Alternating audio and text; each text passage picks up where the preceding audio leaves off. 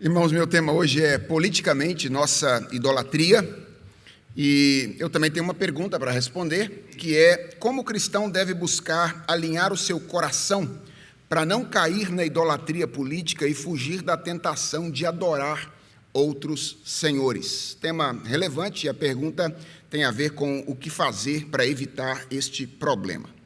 Bem, eu quero começar dizendo que eu suspeito que boa parte daquilo que a gente chama de idolatria política não é, de fato, idolatria política. Sinceramente, eu tenho muitas dúvidas de que os políticos brasileiros tenham tantos adoradores quanto, de fato, as pessoas dizem que eles têm.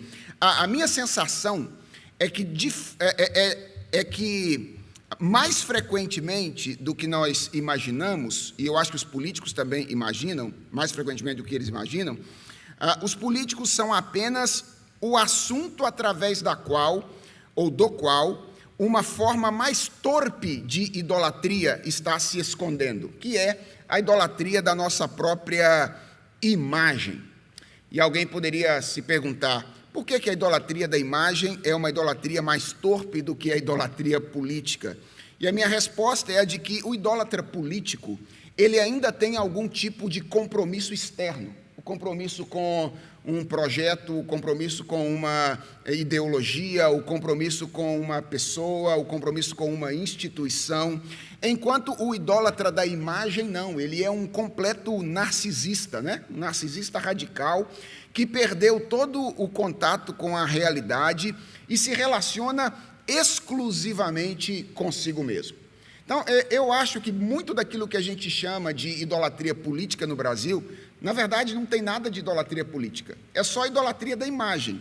Mas como todo mundo está discutindo sobre política, aí eu discuto isso também para, de alguma forma, me impor diante das pessoas e fazer com que a minha imagem, de alguma forma, seja apresentada como superior.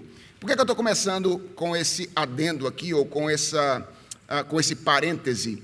É para que a gente esteja atento ao fato de que nem sempre o nome que nós damos às coisas é de fato aquilo que nós estamos enfrentando. Pode ter coisa mais sórdida, eu diria, escondida sob a capa de idolatria política, e frequentemente, eu diria, tem.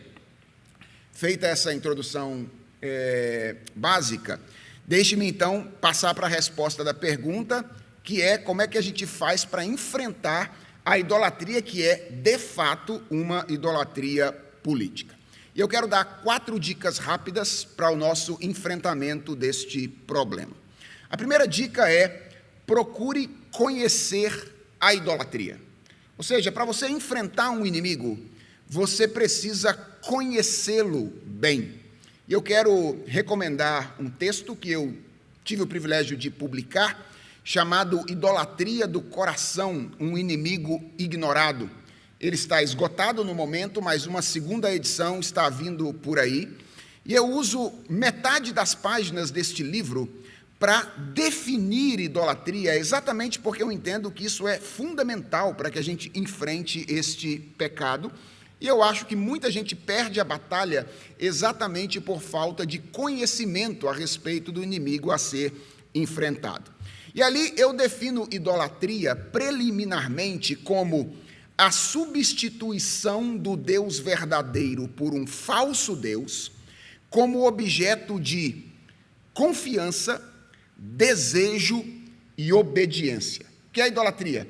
É quando você substitui Deus como a sua fonte de confiança, fonte de desejo e fonte de obediência. E eu procuro ampliar essa definição, discutindo um pouco a dinâmica da idolatria e defendendo que ela é sempre um pecado plural que envolve 3 dimensões diferentes. A idolatria tem sempre um ídolo maior, que é o mesmo no caso de todas as pessoas. Quando nós estamos envolvidos com a idolatria, nós estamos servindo a nós mesmos. O ídolo maior de todo mundo é ele mesmo. A idolatria envolve sempre um ídolo médio, que é uma carência legítima do eu, tomada como necessidade por excelência. Então você está sempre buscando alguma coisa, uma carência que é legítima, reconhecimento, segurança, prazer e etc. Mas está buscando aquilo como se fosse a única coisa que você necessita para se tornar plenamente humano. E a idolatria envolve sempre um ídolo menor, que é qualquer coisa criada que é tomada como a fonte de suprimento dessa carência idolatrada. Então, o meu ponto é, idolatria é isso, é o esforço para suprir uma carência legítima do eu, que é tomada como uma necessidade por excelência, através do apego a algo que é relativo e não absoluto, porque é parte da realidade criada. E a pergunta é, por que saber isso é importante? Porque isso dá uma dimensão mais exata do problema. Por exemplo, quando você entende a natureza do pecado da idolatria, você é informado, por exemplo, de que esse pecado tem mais a ver com você do que com os outros e com o mundo. Você é informado de que ele não diz respeito àquilo que você percebe de imediato, mas ele diz respeito a algo que está escondido. E que o ponto em questão no pecado da idolatria é sempre a sua relação com Deus. A dificuldade de confiar nele, a dificuldade de amá-lo ou desejá-lo e a dificuldade de obedecer. Então, se você quiser enfrentar a idolatria política, o primeiro passo é, você precisa compreender bem o pecado da idolatria, a natureza desse pecado. Você não conseguirá enfrentá-lo se não compreendê-lo bem. A segunda dica é, procure conhecer a você mesmo, além de conhecer a idolatria. Por que essa dica é importante?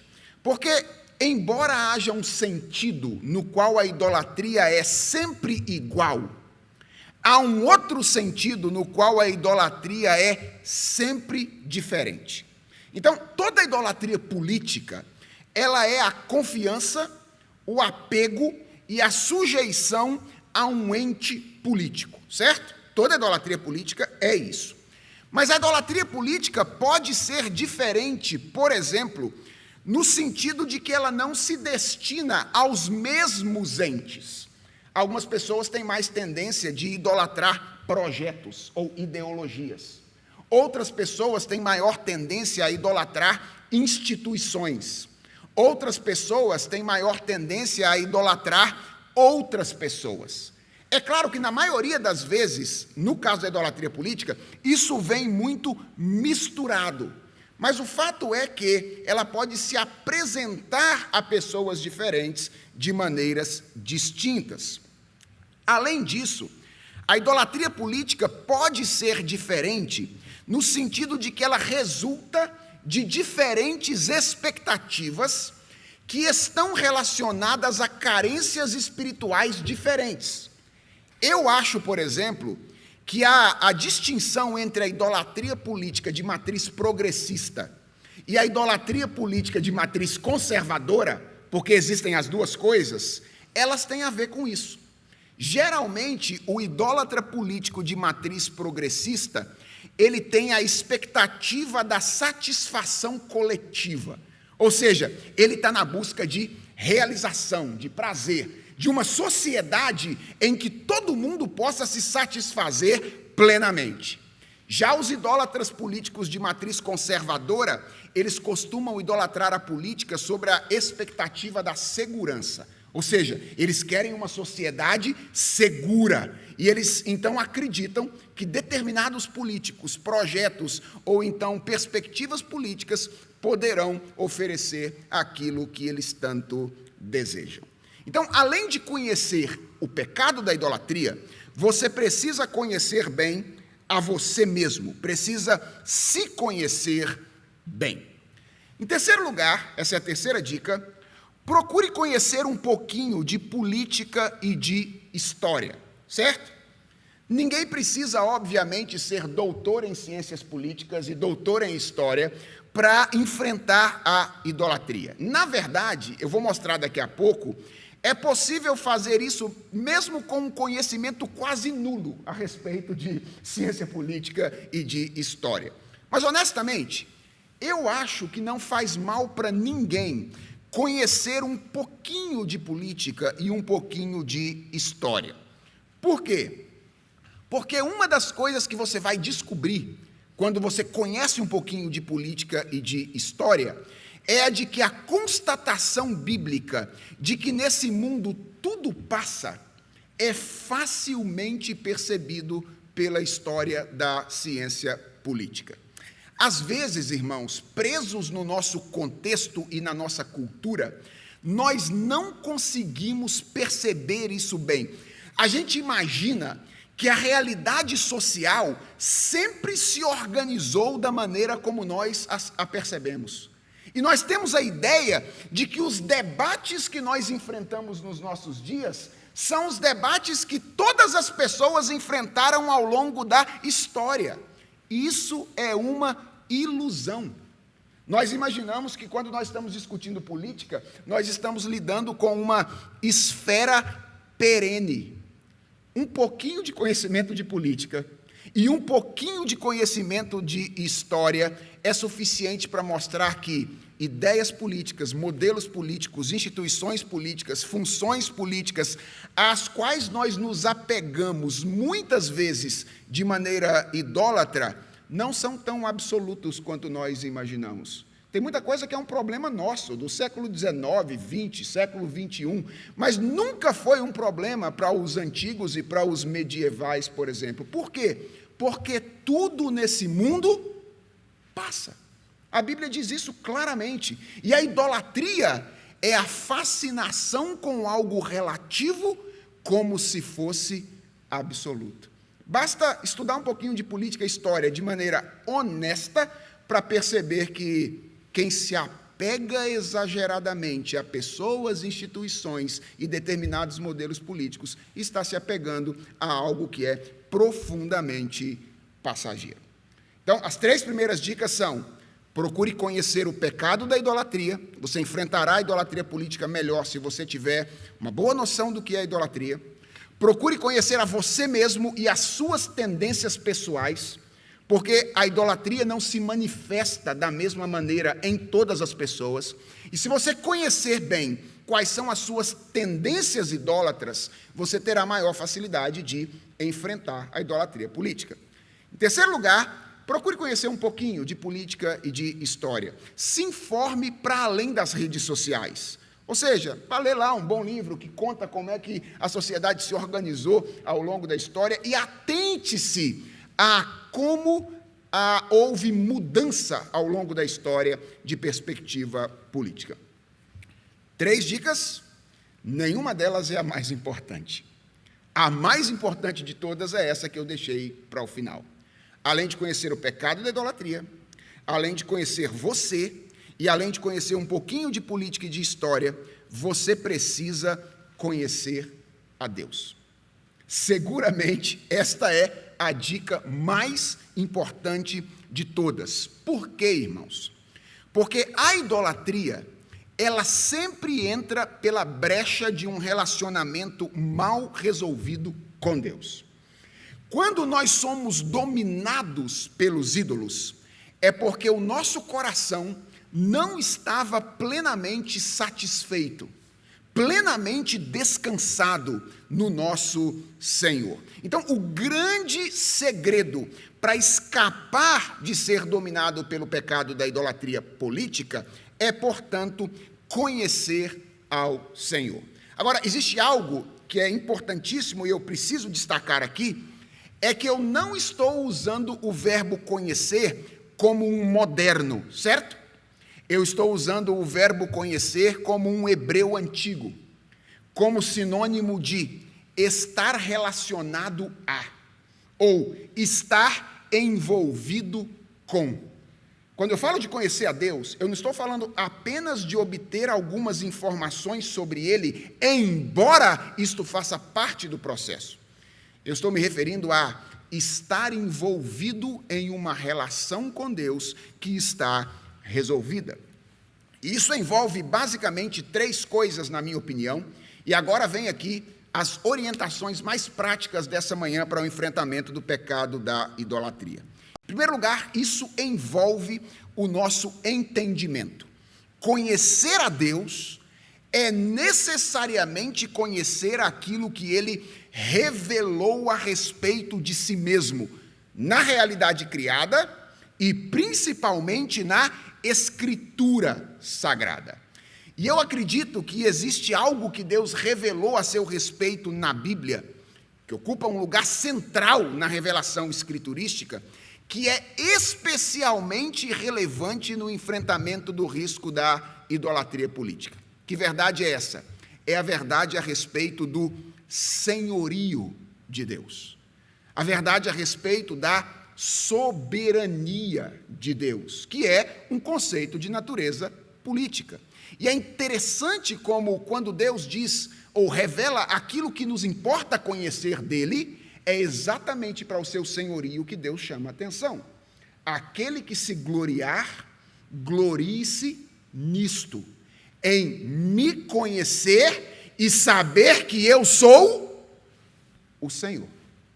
Ou seja, conhecer a Deus não é apenas obter informações sobre Ele, é estar envolvido numa relação com Ele em que Ele é Senhor e nós somos servos. Então, envolve em primeiro lugar a dimensão do nosso entendimento e o conhecimento da soberania ou do senhorio de Deus. Mas não para aí. Envolve em segundo lugar a adoração. Conhecer a Deus e enfrentar a idolatria política envolve a adoração, que nada mais é do que a nossa resposta existencial ao senhorio de Deus. Quem entendeu quem Deus é, faz o quê? Se dobra diante dele em adoração. E eu quero enfatizar aqui, embora sabendo que a adoração não se resume àqueles momentos em que nós nos afastamos dos afazeres ordinários para nós nos dedicarmos formalmente à devoção, aquilo que a gente costuma chamar de culto, que ao contrário do que a gente pensa, não é apenas o culto público. A tradição cristã sempre tem enfatizado a existência de 3 cultos diferentes, né? O culto individual, o culto doméstico ou familiar e o culto público. Então, embora a adoração não seja apenas essas coisas, tem a ver com a nossa obediência na vida. Aliás, Paulo usa a palavra culto em Romanos capítulo 12 de maneira mais abrangente. Eu quero enfatizar aqui o papel importante desses momentos na nossa luta contra a idolatria política. O culto individual, familiar e, sobretudo, o culto público.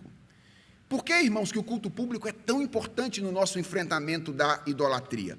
Porque ele é o grande manifesto do reino de Deus, o culto público. É quando o povo do Senhor se reúne no dia separado pelo Senhor com a finalidade de celebrar o senhorio do Senhor. Se existe um manifesto que a igreja pode oferecer de natureza política no mundo que nós vivemos, este manifesto se chama culto. E quando nós priorizamos a nossa participação nesse momento, quando ele se torna uma prioridade para nós, e nós passamos a organizar a nossa vida em torno dessa manifestação concreta do reino de Deus, nós fortalecemos a nossa identidade como cidadãos do reino de Deus e nós treinamos o nosso coração contra o risco de nos apegarmos a projetos alternativos de poder. Por que Deus manda a gente separar um dia na semana, largar a mão daquilo que a gente está fazendo no dia a dia e nos dedicarmos exclusivamente à comunhão com Ele na companhia dos nossos irmãos? Ora, porque Ele sabe que envolvidos com o dia a dia, o nosso coração tem a tendência a se apegar às coisas deste mundo, ao invés de se apegar ao reino celestial. Então Ele diz, uma vez a semana, para tudo, se junta aos seus irmãos que já entenderam a existência de um reino celestial e junto deles celebrem formalmente o meu senhorio. Então, conhecer a Deus envolve o conhecimento do senhorio dele, tal qual revelado pelas Escrituras, envolve, em segundo lugar, a adoração e envolve, em terceiro lugar, o serviço cristão comunitário, que é uma extensão da nossa adoração. Irmãos, quem é a igreja? A igreja é a embaixada do reino. A igreja é o povo do reino se esforçando para compartilhar os valores do reino, tanto entre si quanto com as pessoas que estão fora da comunidade da fé. Quando nós servimos responsavelmente em uma igreja saudável, nós nos engajamos com a agenda do reino. E nós nos encontramos como parte de um projeto que não é essencialmente político, mas que tem profundas implicações políticas, porque é o projeto do reinado do Filho de Deus. Sabe por que muitas vezes nós cedemos à idolatria política? É porque nós não temos o nosso coração repleto do envolvimento e engajamento no projeto que Deus estabeleceu para nós. Está vazio, está faltando alguma coisa. E aí, outras ideologias nos apresentam algum projeto e nós cedemos o nosso coração a esses projetos que elas nos apresentam. Então, respondendo à pergunta para encerrar aqui a minha palavra nessa manhã, o que a gente pode fazer para não cair nesse pecado terrível, tão comum dos nossos dias, que é o pecado da idolatria política? Além de conhecer a idolatria, conhecer a si mesmo e conhecer um pouquinho de política e de história, o que a gente precisa fazer é conhecer o Senhor através do entendimento aprofundado da Escritura, através da adoração e do serviço comunitário, que são os meios mais eficazes para preparar o coração para que ele não seja seduzido pela idolatria. Faça isso e possivelmente você estará mais imune a ser tomado no coração por ideologias políticas.